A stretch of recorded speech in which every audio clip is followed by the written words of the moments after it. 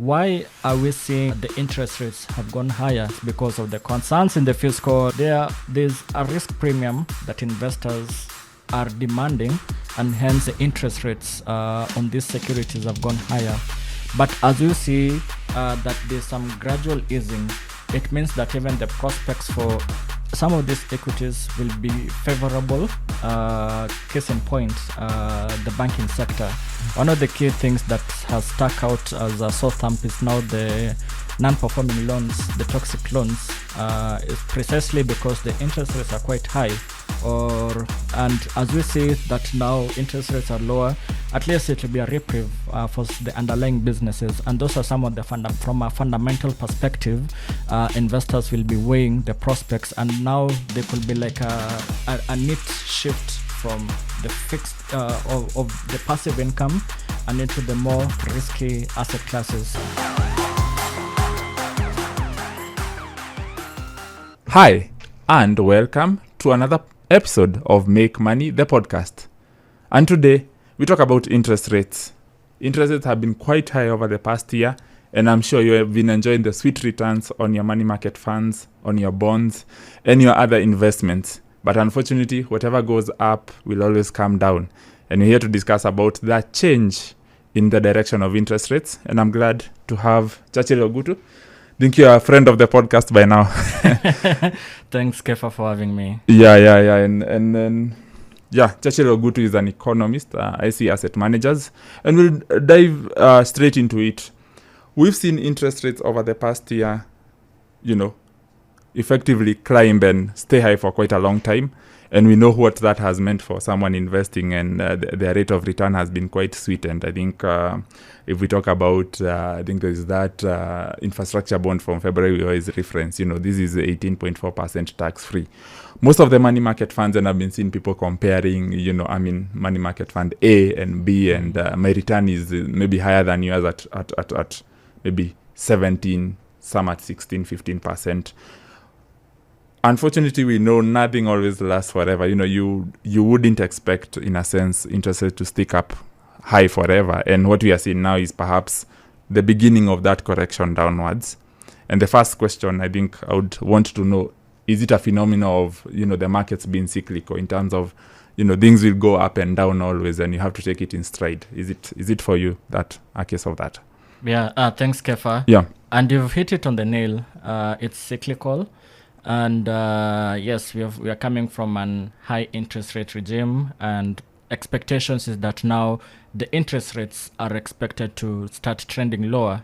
And if you think about it, the kind of instruments that you're talking about, money market fund, treasury bills, treasury bonds, to an extent, these are the ones which are sort of affected by the interest rates in a more direct way. Money market funds obviously is passive, but a significant holdings of most of the money market funds is basically cash. By cash, I mean the fixed deposits, the treasury bills, and also the fixed income instruments to an extent, so long as they are there within the 18 months or 12 months time maturity that is still remaining. Yeah. So that is what has played a huge role to the high interest rates that we are seeing in these instruments.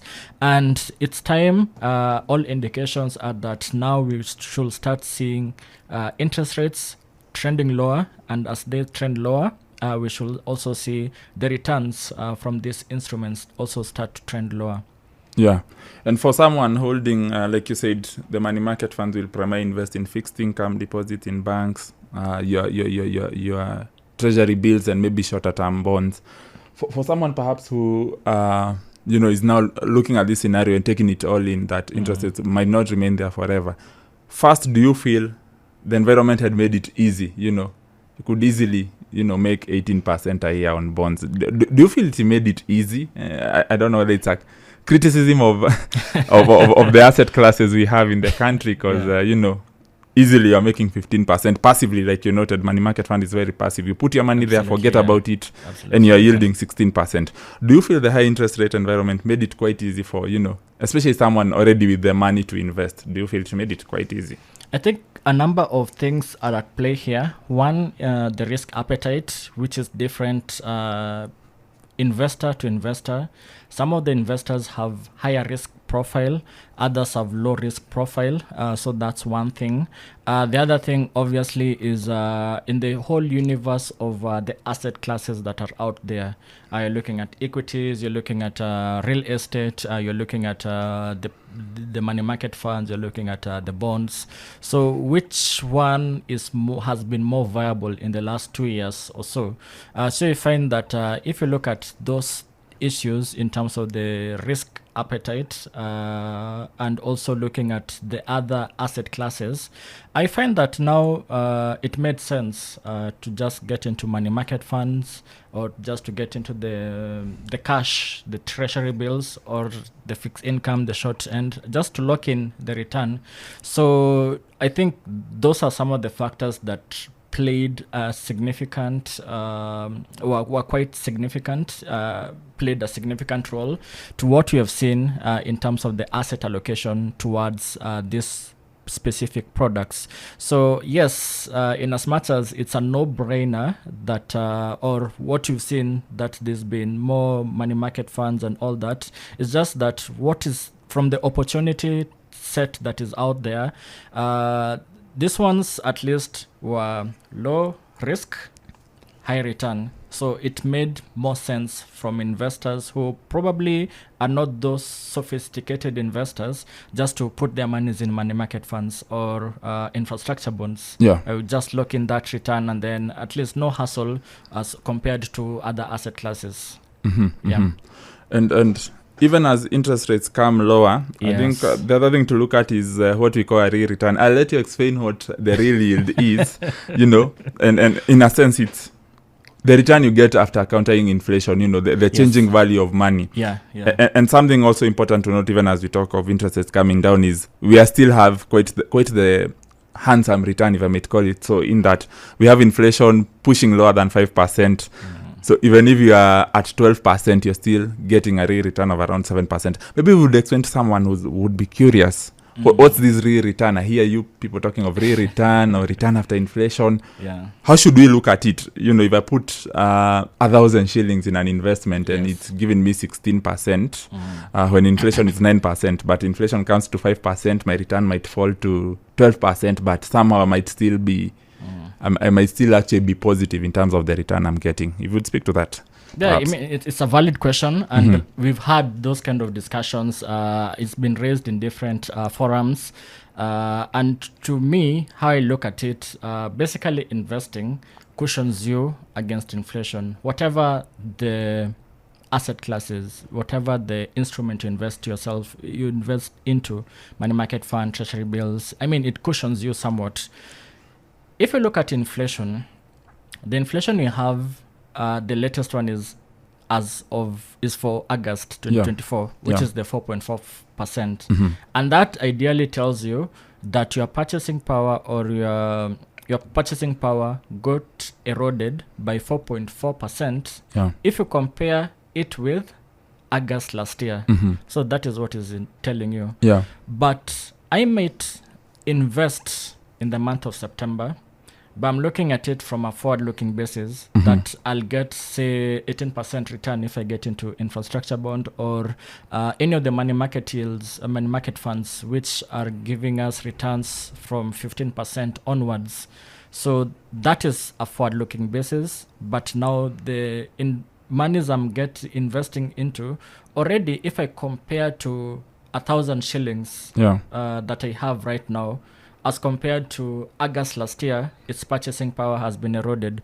In more technical terms, we say that, or that comparison, the real returns, in terms of if you are getting a return of 18%, and then inflation is at 4.4%, so that's right about 13.6% real return. But that is what you call ex post, because this is after you're comparing the return that you'll be getting, but now with the inflation. Right now, yeah. So actually, in more sophisticated language, the ideal is now to compare if you're getting a return of say 18% in 1 year, what will be your inflation? What will be the average inflation at the point you invest and 1 year down the line, and you look at it. So if you invest your 1,000 right now, for sure, you're getting a 18% return in September 2025. But inflation in September 2025, assuming it's say 5%.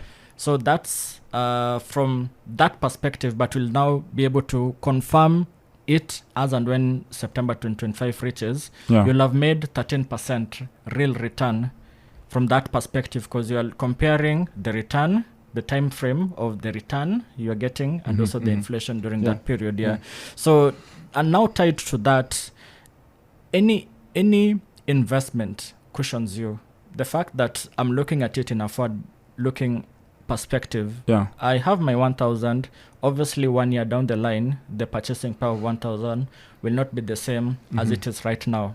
But the moment I invest, say, in a money market fund, I put it in a treasury bill, I put it in a fixed income treasury bond, and then you get your return after 1 year. And whatever the inflation during that period, obviously, yes, the purchasing power will have come lower, but now the real return, if you compare that now, okay, it's been offset by the return you've managed, at least is a good cushion. So whatever the investment, depending on your risk profile, but at least you are able to get some positive return. It's a good cushion against inflation. So for you, in a sense, you wouldn't be too worried on where the rates move. If at all, you're still getting a return above the rate of inflation. That's what I get. Yes, I won't be worried at all. Even if I get 1% return, I mean, it's offsetting the kind of inflation. So I'm better off than somebody who just put their monies under the mattress. So their purchasing power at the end of the year has been eroded by inflation. But at least somebody who invested somewhere, even if you're getting 1%, it's a good offset. At least it's offset. It's better than nothing, maybe, in a sense. But now in this regime, we know that unless I don't know what kind of investment you're getting, at least for the purposes of the passive investing or this fixed income instruments, whereby you are sure you're getting this kind of investing, this kind of returns, at least is a good cushion for people out there who are seeking at least to invest. Maybe coming to someone who might be realizing the rates are, unwinding in a sense and coming down from where they used to be. Is it the time perhaps to lock it in? Maybe put your money away for a year now and not in February if you realize the trajectory showed me that my return might be, the return might be less, especially like you said, these are passive investment opportunities where you already know what you are getting in. And if you know it will be less in January, is it the time to decide now? This is September going into October. Is it the time you decide now, let me lock in, let me pull out that money and lock in it at 15, and inflation will always be what it will be, but at least I locked in 15 when it was 15 instead of waiting it to be 12, 11, or we go back to single digits. Yeah, absolutely. I mean, this is the time to lock in the high returns that we are seeing, in the sense that some of the underlying securities, be it in the money market funds, getting into fixed deposits, these are now the deposits that the savings rates you can get within a bank is quite attractive, but also influenced by where the current interest rate is. And that also pretty much is the case within the treasury bills and also some of the short-term treasury bonds. So it's the right time, at least right now. Obviously, we don't have a clear crystal ball, but all evidence is that we are likely to see interest rates going lower. And it's not just a Kenyan phenomena. Last month in September, the month of September, Yeah. we saw the Fed reducing their interest rates, and Yeah. globally, we've seen other developed markets are also reducing their interest rates.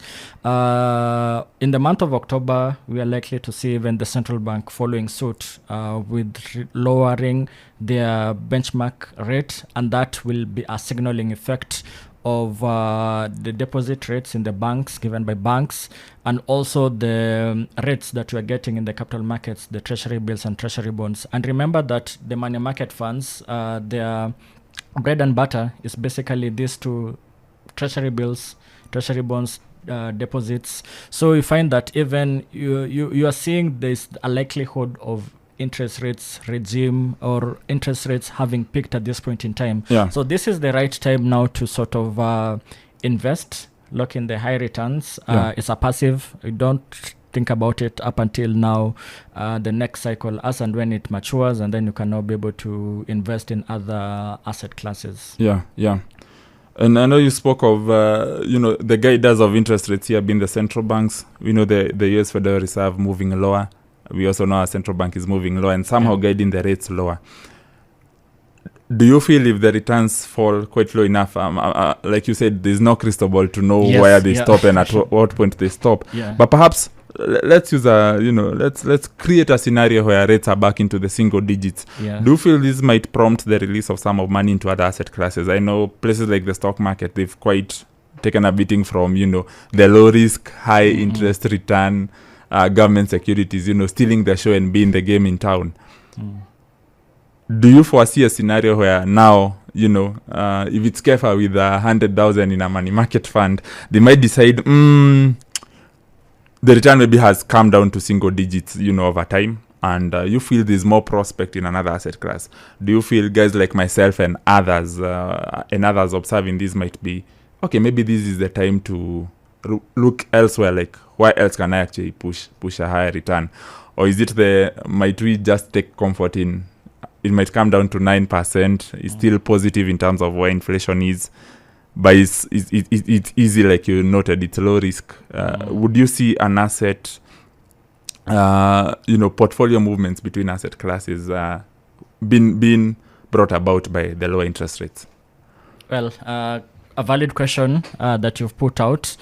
And if I look at it this way, 2 years ago, we could see the rates at least in the upper single digit level, the lower double digit level. By that I mean that treasury bills were 7%, 8%, they're about to 9% on the higher side, whereas the income basically that you could get from treasury bonds, it was around 12%. If it went higher, it was around 13%.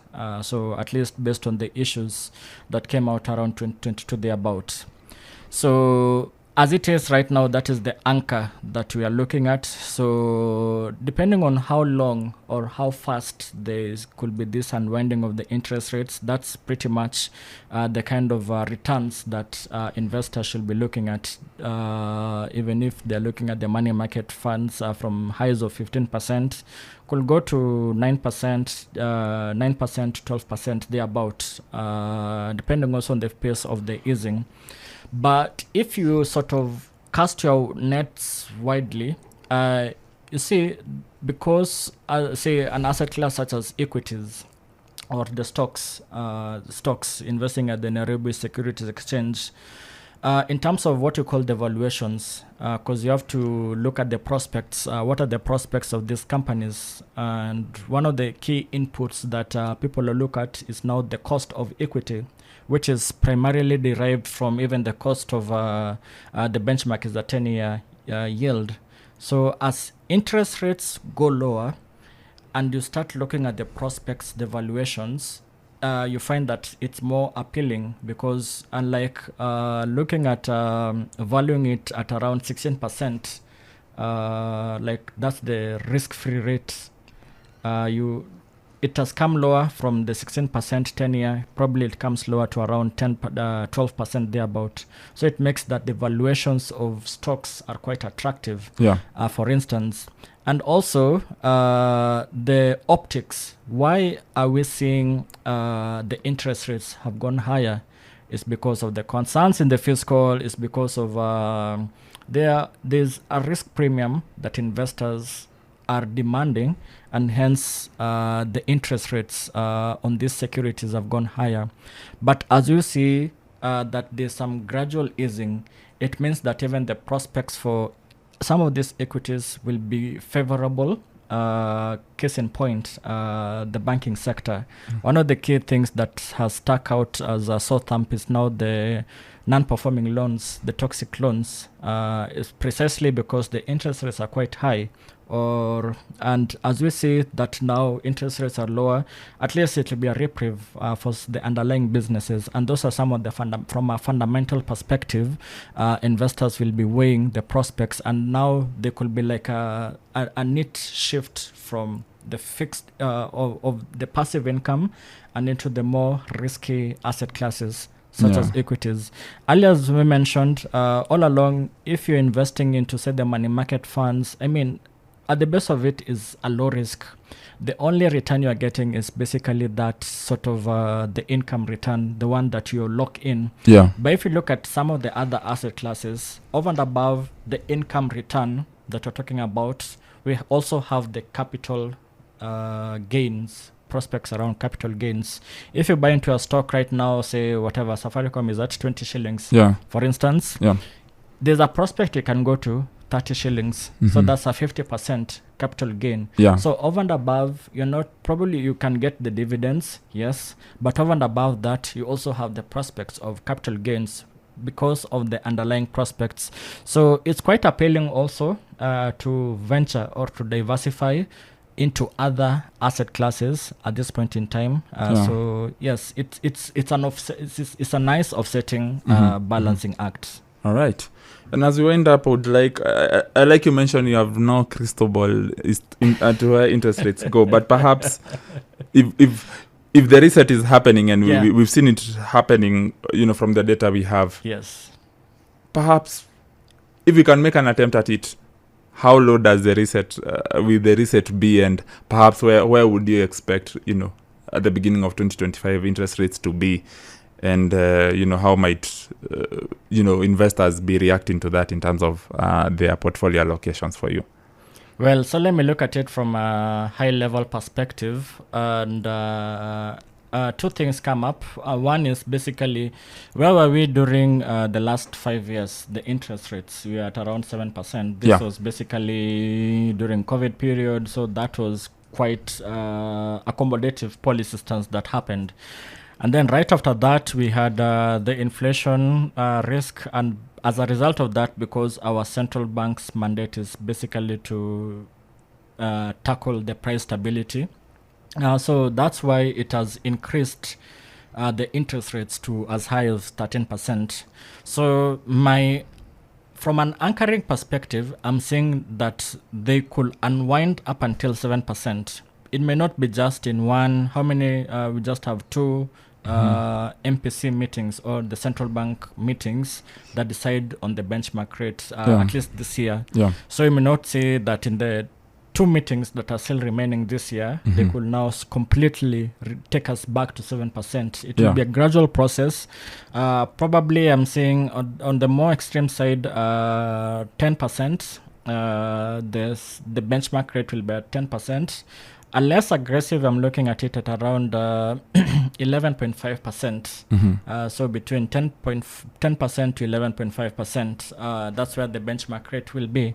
So that means that from where it is currently, we are seeing roughly 2 percentage points decline in at least in this signaling rate, which will also determine the extent where the securities or where the money market funds invest into. On the other side also, secondly, basically what's happening on the fiscal. As it is right now, one of the factors that leads or dictates where the interest rates is also the level of borrowing from the domestic market, leave alone the external market, but now from the domestic market. At the point whereby the budget was being approved, we are looking at around 260 billion shillings to be borrowed in the current financial year, which started in July all the way to June. After the supplementary one, we're looking at 413 billion, but there could be some tweaks along the way. Yeah. We've had these indications that there could be a second supplementary two. Yeah. And also depending on how the revenue outturn is, you find that domestic borrowing sorts of does some of the heavy lifting from the borrowing side. So depending on the adjustments that we're likely to see in the course of this financial year on the borrowing target, it will also dictate where the rates are. I mean, rates, in as much as we are seeing central bank, from a signaling perspective, we are expecting it to reduce their interest rates, but the market may not be entirely convinced with that, because they are also monitoring the fiscal side. So those are some of the issues that might that is clouding my so-called crystal ball here. Bit of mist on the crystal ball. But as it is, I think on the baseline, the rates are expected to trend lower. So the highs of 15%, 18%. So the listeners who are listening to us, at least this is the opportune time to lock in these rates. But just to close it off, for someone listening to this, there's a lot to take in. A lot of moving parts to interest rates and the direction of it. For those not able to lock in the return now, and like you mentioned, if we are to go back to the 9 and 10% on the low risk assets or investment classes, do you still feel that's solid enough in a sense? You're still, like what you said, you're still beating inflation. You're not putting your money under the mattress. So in a sense, you're still getting a return. You're still offsetting. Your money is still, in a sense, preserving its purchasing power in a sense. I mean, you have to do something. You have to start somewhere. Some of the entry requirements into, say, treasury bills, treasury bonds might be quite prohibitive or on the higher side to a typical Kenyan. We're talking about 50,000 shillings. So it may be on the higher side, but you can start even with the money market funds. I've seen some of them as low as 500 shillings. So it's a way that it helps you to be a bit more disciplined. So rather than putting your money, and truth be told, you can't be saving under the mattress, because things might crop up and you are tempted to dip into the savings into the same mattress. It's quite easier it's quite ease of reach. But if you get into at least the money market funds, and you require that discipline, you have some goals that you need to meet, so it reduces the impulse purchases that you might have. As it is right now, we don't expect inflation to flare up, but that notwithstanding, from the fact that you are putting your money is working for you, at the end of the day you are better off. So yes, even if you say you get a 10% return after 1 year, and inflation, say, it remains stable, 5% inflation rate. So in net terms, after 1 year, at least that's a 5% real return, which is fairly better as compared to somebody who did not do anything. His money is held somewhere, has eroded the purchasing power. So you're better off investing. So people might be thinking that you need the 50,000 or 100,000 to start investing, but you can start as small. So let this not be a barrier that I need to be a millionaire to start investing. But even as low as 500 shillings, you can now be able to start the investing journey. It will help you to discipline, and also to at least be able to reduce the eroded purchasing power that inflation, whatever it is, rate has on your money. Great. Thank you very much, Churchill Ogutu, for being on the podcast. Thank you for dropping by as always. Thanks. And that has been Churchill Ogutu, economist, IC Asset Managers, and that has been another episode of Make Money, the podcast. And catch you on the next one. But before you go, as always, you can catch us nation.africa, businessdayafrica.com, and across various platforms that you get your podcast from. That has been another episode of Make Money. My name is Kepha Muiruri, and catch you on the next one.